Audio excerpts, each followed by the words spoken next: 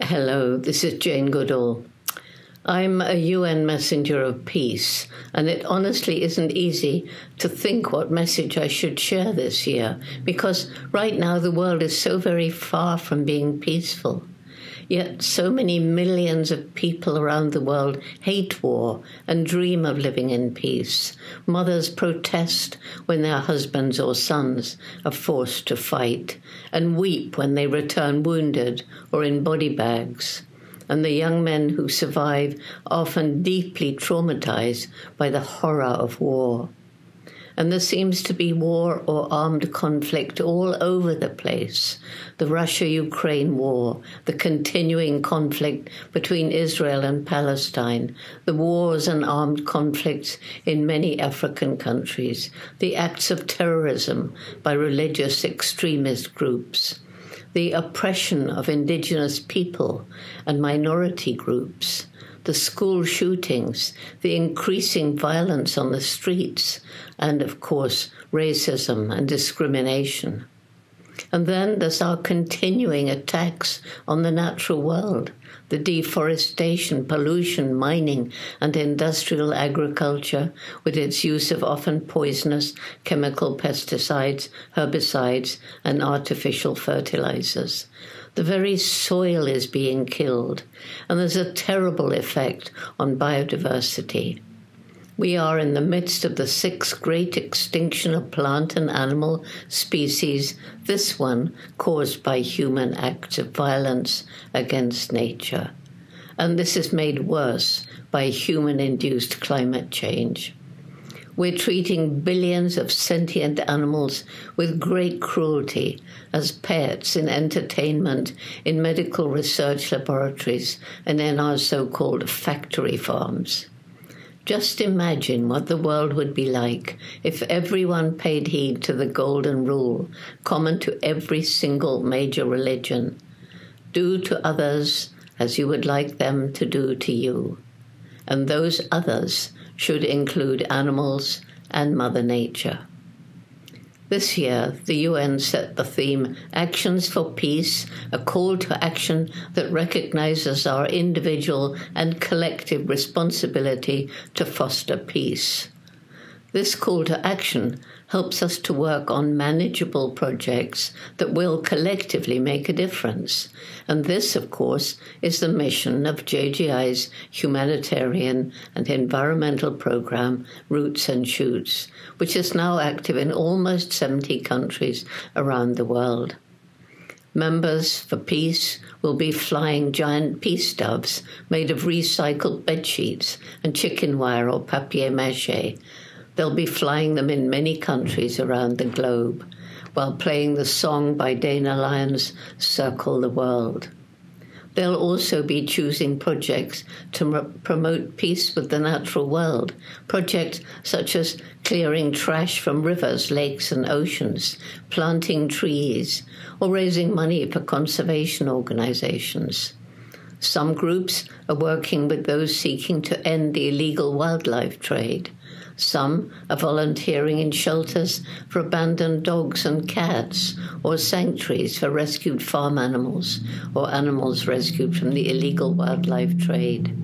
Some are walking dogs for sick or elderly, tending their organic gardens, gathering together in their neighborhood to share projects and stories with food and drink and costumes from different cultures, having fun.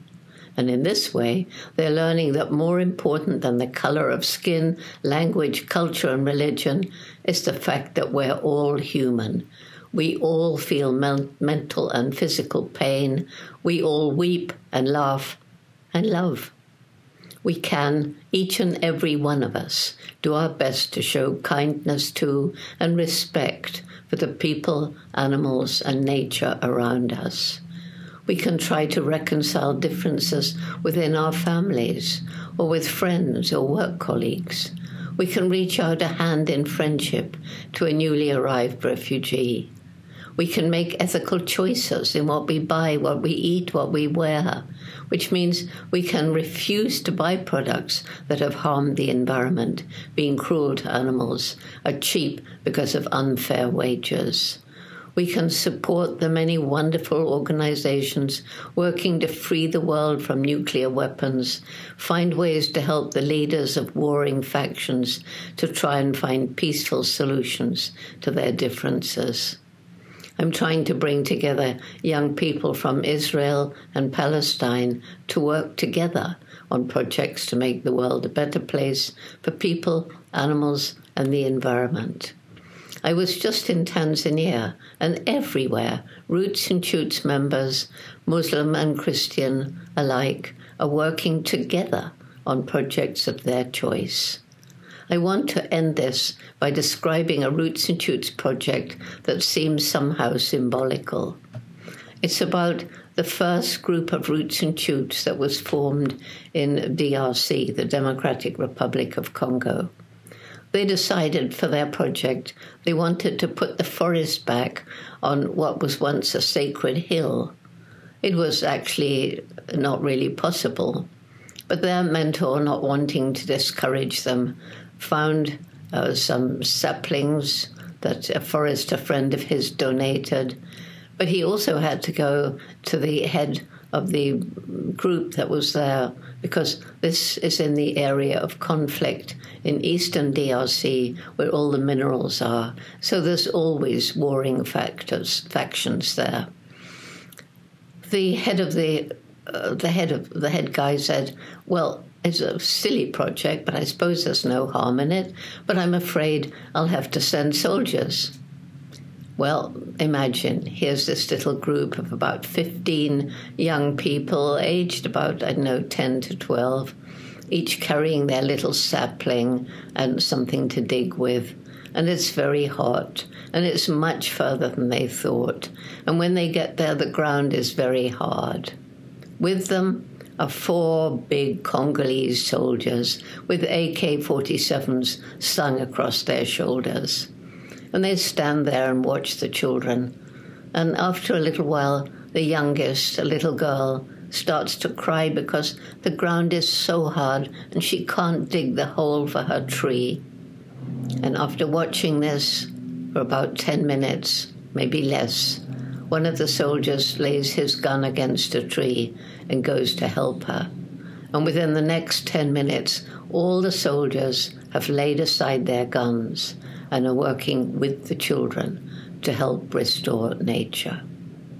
That's how the world should be. Thank you.